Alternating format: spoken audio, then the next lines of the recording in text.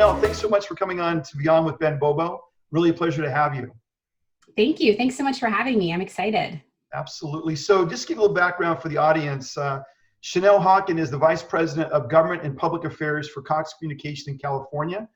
She provides leadership and strategic direction to the local, state, and federal government affairs, community affairs, and communications departments for Cox California markets, which includes San Diego, Orange County, Palos Verdes, and Santa Barbara.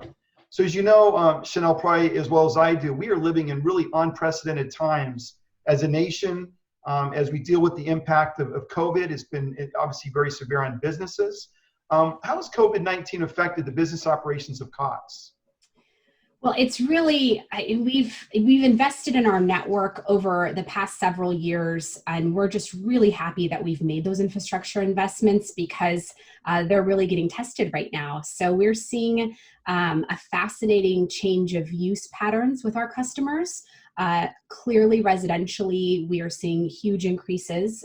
We actually, for just the last 3 weeks of March, we saw the entire projection for increase in internet usage that we thought would occur in an entire year. So people have always depended on the internet and connectivity, but now it's just so much more than ever. We've been spending a lot of time and resources working with our school districts to make sure that they have the ability to connect their students. Mm-hmm. So we've done a lot of work with our Connect to Compete program. We're offering that for folks in K through 12 for $9.95 a month if they qualify, the first 2 months for free. So we want to make sure that everybody has an internet connection, that they have access to a device to do what they need to do, whether it's work, whether it's school, and entertainment. You know, we're in our houses a lot, so we want to make sure that all the things that the gaming, which does use a lot of bandwidth, and TV watching, that all goes seamlessly for our customers. Obviously, Cox is in the connection and communication business, with the majority of the public transitioning temporarily and maybe in some cases permanently to working and learning from home due to the COVID pandemic. Daytime home internet usage, I'm sure, has increased dramatically. Multiple users are now sharing bandwidth from home networks, putting the home network to the test. So how can we, what can we do to ensure we have the best experience in our homes from your perspective? So you're absolutely right. Whereas we typically saw, the evenings would be the peak usage. The peak usage now is between 10 and 2. So typically the pipeline into your home, the node in your neighborhood will serve, 400 to 700 of our customers. And so we want to make sure, particularly now when we're offering a few months of no data caps, that people really aren't using crazy amounts of their bandwidth, because that can impact their neighbors as well. So what we've seen is that some of the things that people may have really needed when they were working, outside of the home, that perhaps they don't need that as much now. So we've noticed that the Nest or the Cox home security system, those cameras, they actually default to HD in a lot of instances and to use a lot of bandwidth. So we're encouraging our customers, if you're home and maybe you don't need it on, or maybe you can lower the frequency, or also just set it to motion detection. That's one of the things right off the bat we realized was just a huge sucker of our bandwidth. Gaming too is another big one. A lot of those updates would occur during the day and just software updates generally, because people weren't home. And so now we're encouraging our customers to do those kind of updates between the hours of 7 p.m. and 7 a.m. So that's another thing. We have Wi-Fi, clearly, and we want to make sure that the modem, that routers are placed up high and in a central part of your house. We've noticed even things like being next to a mirror or a fish tank, which is just so random, and nobody would probably even notice that, but can affect people's experience.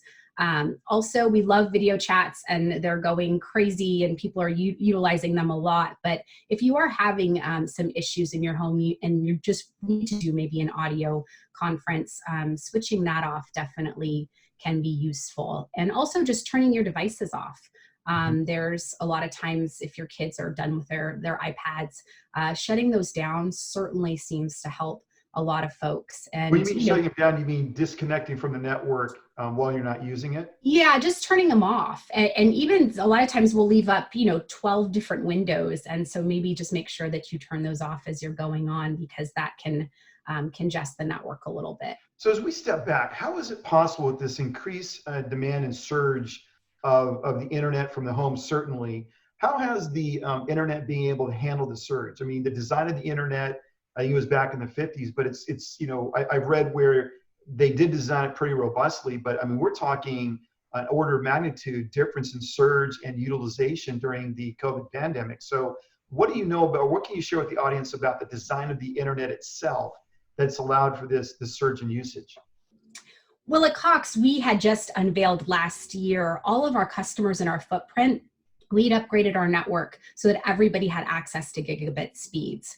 So we have really the state-of-the-art network that has served us extremely well during this time. So I just want to knock on wood. We made some good decisions there in our investments because they're costly and they're difficult. So essentially, if you see a Cox worker right now, they are looking at those nodes that we call are congested. And essentially, it's kind of the pipeline going into your neighborhood. And so we are working very closely with the cities to make sure that we have the ability to continue our work. Because right now what we do is we look and see, okay, this node seems to be creeping up in its usage. So when it gets to a certain threshold, is usually about 80%, our customers may see some impacts. So we want to get there before 80%. And we've certainly completely accelerated some of those node splits in light of this going on right now. Interesting. So what are specifically what are internet service providers doing to get people connected during this unprecedented time? So at the beginning, we were, as kind of business as usual, right? We were going into people's homes, and then when the governor, a few weeks ago, ordered the shelter in place in California, people have treated the order differently, but our company decided that it really wasn't safe for the customer or our field technicians to be entering homes. So this happened literally overnight. We were working through the middle of the night to try to figure out what we were going to do. And everybody's been so gracious, accommodating, and creative. We connected a mayor, via his window, just talking him through his self-install. We have used Skype, we've used FaceTime. We've shown videos to customers so that they can do those connections themselves. We've been able to enter some garages to be able to put the equipment there. So we have nearly a 90% success rate. It started in the upper 70s, but we're just being patient with our customers, and our customers are being patient with us to make sure that they can still get what they need. And our retail stores are still open as a critical business, and we're taking all those proper precautions to make sure that it's a safe experience. But if you do need to go into a retail store and purchase equipment and sign up, you can do that as well. Yeah, the ability. That's great. So with more people working from home, how do you ensure network security, secure network connection? Because with more people coming on, depending on how their architecture set up, you worry a little bit about protection of data, protection of access, who can see what. Security is paramount to us. And one of the things that we have noticed in some of the users that really had a lot of bandwidth that they were using, and when we would talk to them, we didn't really understand, maybe they just had a laptop and it's in one TV, but actually viruses can kind of wreak havoc on our network. So from the Cox perspective, we certainly have the tools for our customers to make sure that they are staying safe. I would also say make sure that you block the ads on your computer, that you reset your modem, maybe once a month. And I would, delete your cookies, your browser settings every once in a while, because those things, not only do they create bandwidth issues, but they can create some security issues too.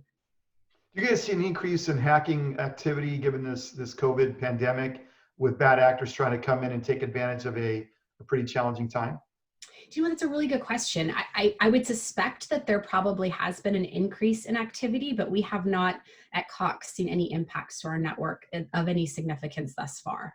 That's great to hear. So let's transition a little bit to big companies, and you got a lot of employees now working from home, working for any size of company.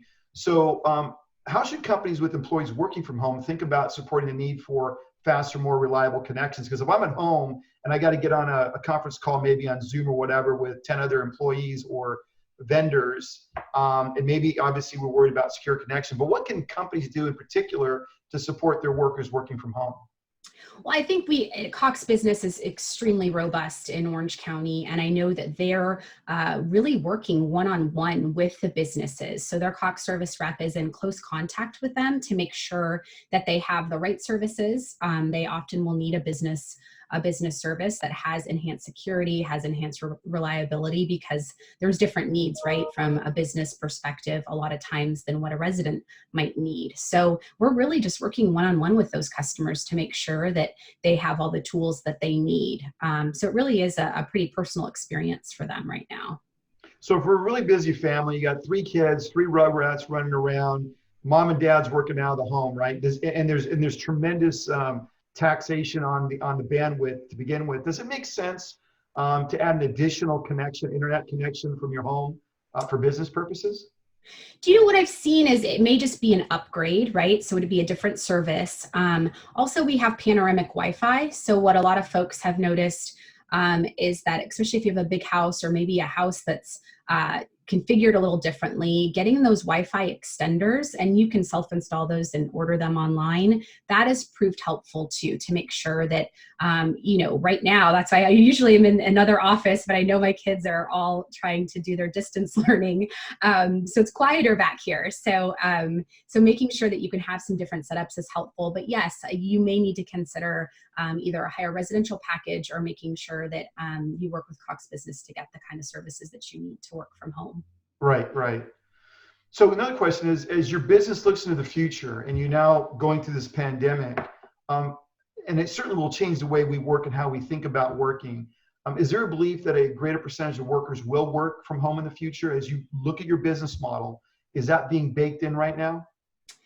It was really something that happened quickly for us at Cox, and we encouraged our employees fairly early on to work from home, and I think that's been really great in terms of not seeing employees that have been infected, which is great news. But I do think it's definitely going to change how people think about that. I actually am going to be on a webinar at 1:00 that's focusing on leadership remotely, because it is just different to manage a team, right, remotely, to be creative, and how do you celebrate people's birthdays and the morale, and it is a whole new world. But I certainly do think that it will escalate our decisions and flexibility for people to work from home.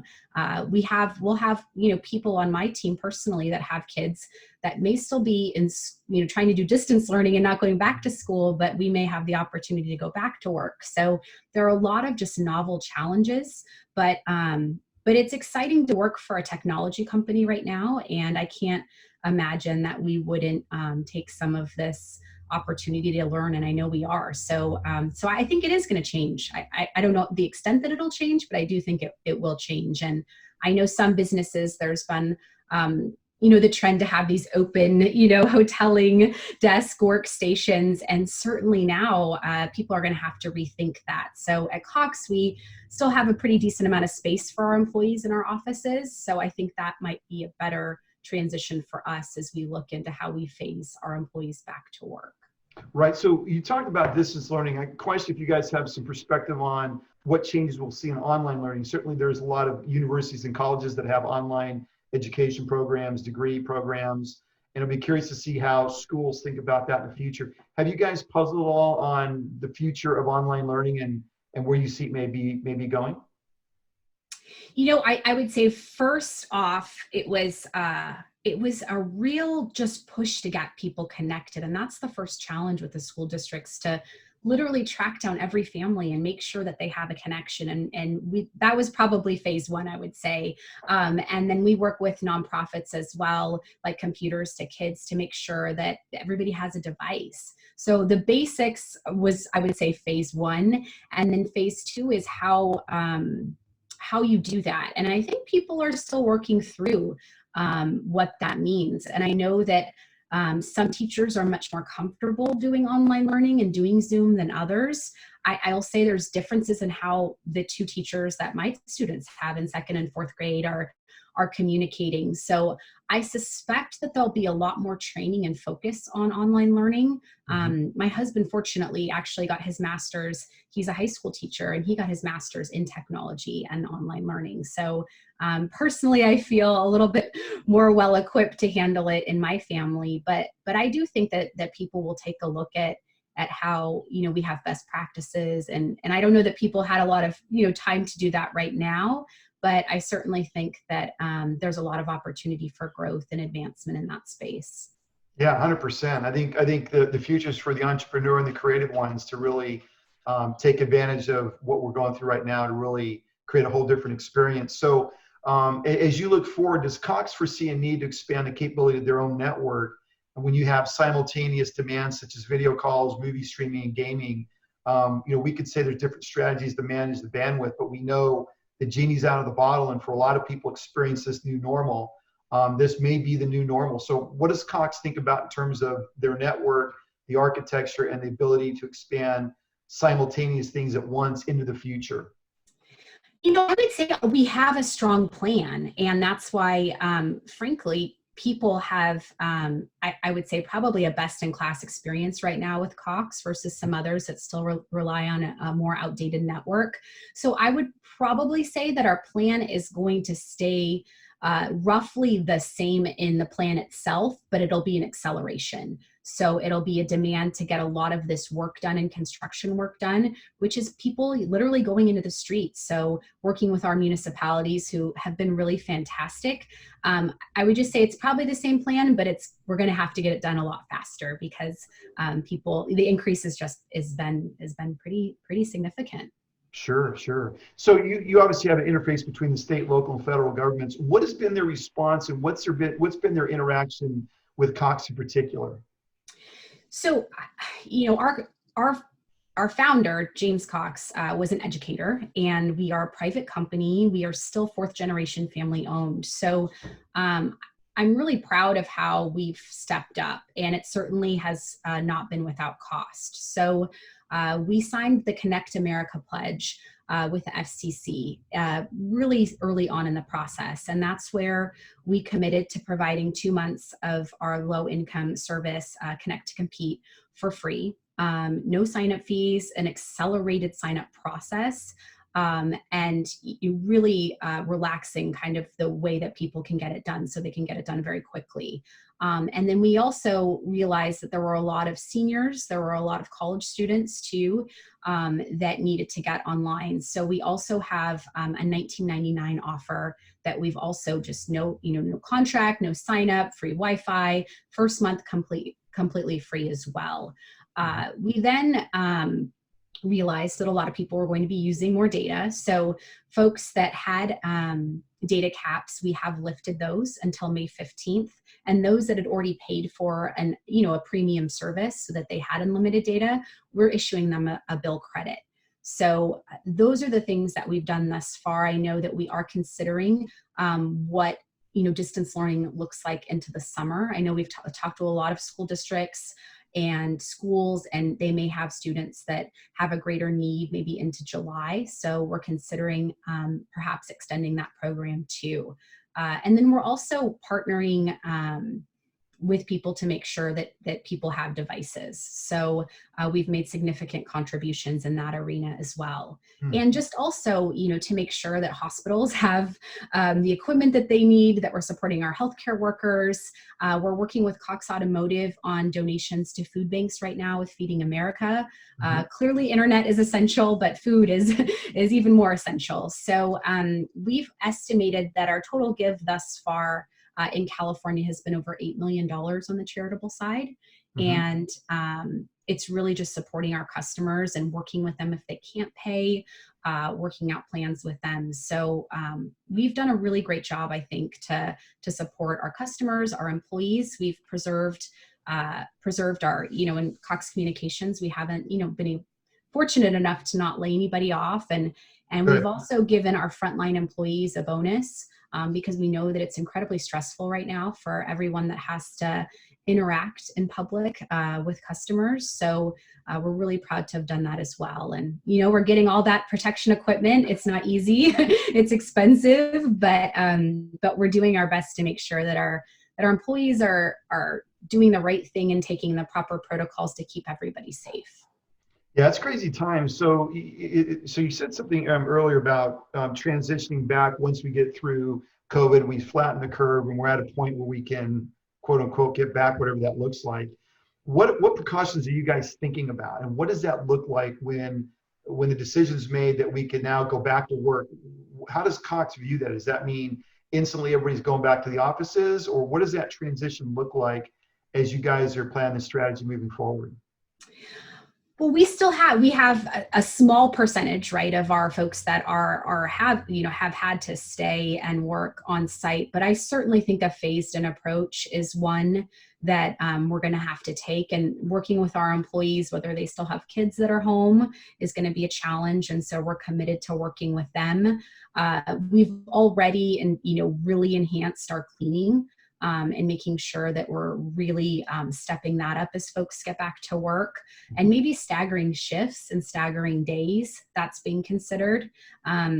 It's an exciting time, I guess, and an interesting time I'm sure for our HR personnel as well, to try to just figure out the best practices. But we operate in 21 states, and so we're really fortunate to be able to leverage the expertise kind of across the country in how we respond. And that's actually served even me really well in my team, being able to figure out what other regions are doing, or if they're experiencing something maybe a bit more severe, like our partners in New Orleans. They're at a higher level of emergency than we are here in California, because it is a hot spot. So I'm pretty confident that with all of those different minds together, we'll have a best-in-class plan to get our employees back. But no, I don't see it as a light switch. I see it probably as a gradual process. It's kind of like we learn as we go, and we got to be really thoughtful. I think you bring up a good point, the human resources aspect and the liability, that's a reality, and people's perceptions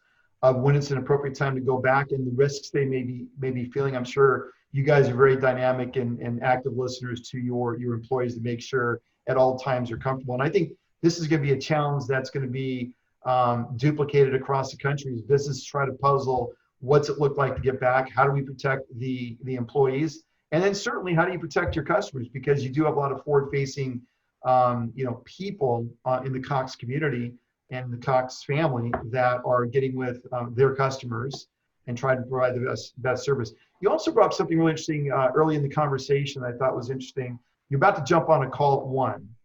And this is something I really haven't really puzzled and thought about, but when you're leading a large team of people and you guys have agendas for this quarter and tasks that have to get done, and everybody's working from home at this point, what are some strategies you could provide in your leadership position at Cox to others as to how you guys are thinking about managing people from a virtual or from afar? Do you know what I've realized, and I know this isn't the most tech savvy answer in one way, but picking up the phone honestly has really provided a lot of help to me sometimes, and honestly made it a lot more quick to kind of work with my team. I just joking around with one of my directors, I wish I could have sheltered in place with her, because between the communications that we've been working on, we're definitely talking a lot. So, the typical things that you've seen, the virtual happy hours, we're trying to plan somebody's birthday, and what does that look like? We typically go and have lunch or, have birthday cake. So we're trying to make sure that, even those written cards and things in the mail are really important now to people. I know even just getting a card now it's exciting because you're not seeing the people that you're used to seeing. But I think being flexible too, and understanding when people can work, keeping your calendar up to date if you're available, if you're not. One thing we've instituted with my leadership was just feeling like you're home and you're just never not working. And so we've actually decided to rotate who has the weekends, because we want to make sure that we're available. Clearly, we're still in what we call a BCP, a business continuity plan, given the state of affairs right now. But We want people to feel like they actually can, take the weekend off and not worry about work. I think that's been helpful, because my boss always says it's a marathon, not a sprint. And I feel like we've been sprinting and we're probably getting tired. So giving your employees that just parameters, maybe 9 to 5 or 9 to 4, we expect that you're going to work. I try to tell folks if I really need them, I'll text them. But I'm not going to try, if it's after hours and I email you, it just may be better for me because my kids are watching a show or something, but I don't want Right. them to feel like just because their boss has emailed them at 7:00 that they have to constantly be on their email. But we've seen our team really step it up. And so it is just the worry that they're going to feel the need to just always be at work. So what's that like, that balance? Because it's an interesting dynamic where you're at home, and that's usually a place where you unwind and relax from the day's crazy events, and you got your family. But now people that maybe traditionally haven't worked out of their homes, now have to be productive. And now how do you turn that switch off? And how do you balance that? Yeah, and it's so funny. It was such a weird thing that was so helpful to all my team, but it was simply getting our monitors and our keyboards and mouses before we shut down our offices. People working on small laptops, they found it actually pretty difficult. So that my number one request from a lot of my team was that, can we please bring our 2 monitors home? And I said, absolutely. So I think at the beginning, people were just kind of working on their kitchen table, but then they realized, hey, even if it's in my master bedroom where I am right now, or in an office, finding a nice space to work that you go and you do your work every day has certainly provided a lot of comfort for people. I think, just being out in the open with your kids bothering you all the time is difficult. So I actually have a calendar up in my kitchen, and it has the times that I have meetings. And then if it's something like this that, I find is very important, I don't want my kids coming in to bother me, that's been useful. On social media, everybody's laughed. My 7-year-old will put notes underneath my door. like my sister called me a jerk face mom. What do I do? Or I can't find my colored pencils. So setting parameters with your family. I think for my kids, having a schedule and saying, we actually just created a schedule, even on their quote unquote spring break, where they had exercise time and time where they would practice lacrosse or soccer. They had time where they read. They had free time with their friends. Keeping a schedule too has certainly helped us. Although I'll admit it's not perfect. It's not perfect. No. What's interesting is the schedule is important. I think what this does is, for those that aren't as disciplined and working on their own and maybe not in an office environment, maybe it brings out new skill sets of discipline and focus and being a different level of accountability, where you don't have the boss looking over your shoulder, where you got to get the project done and maybe they're not there present, but you're still accountable. And I think that those are some new skill sets that perhaps people will pick up and learn from. I agree. I think it's certainly harder because you can't provide the guidance that you typically would, or if you just stop by somebody's office and explain exactly what you need. And we've seen that where I've asked for something and I had, a vision of what I wanted in my head, and I thought I was clear, but I wasn't clear because when I got it back, I'm like, wait, this isn't what I want. And it was me probably needing to explain a lot more what I needed, and taking that time up front to level set what the expectations are. I know a lot of times we're asking our employees, I'm trying to be a lot better about when I need something, whether it's a priority or not. And, do they need to, I don't want them to feel like everything I send they need to do right away. So if you can give timelines, I think that's really helpful for employees too, to know that they've got a few days to work on it, or they only have a few hours. So that's definitely helpful too. So it's communicate, and then set the expectations. In different ways, Yeah. Communicate over the phone. I do think that's something that I'm trying to do more of. It's made it a lot easier. I'm sure the whole team at Cox can't wait to get back to the normal routine of things. It's different. We're so active in the community. I think that's been one thing that's been hard. We had to cancel our volunteer month with our employees. So we're trying to do creative things to supplement that online. With some of the museums, we're doing, online projects that we're submitting for different innovators labs and trying to keep that connection together. But it's not the same. It's not the same. Yeah, it's different. It requires a lot of flexibility on everybody's part. So let's before we conclude here, I'm just curious to know where did you get your start, and how did you get the ascent into Fox? Into Cox. It's really fascinating where you're at now and what you're involved with and what you're charged with. How did it all start for you? At a young age, I volunteered on political campaigns, and I thought that I wanted to be a newscaster or a lawyer. So I was always on the same kind of path. None of my friends are surprised to see where I've ended up. And I did government work. I worked for an elected official.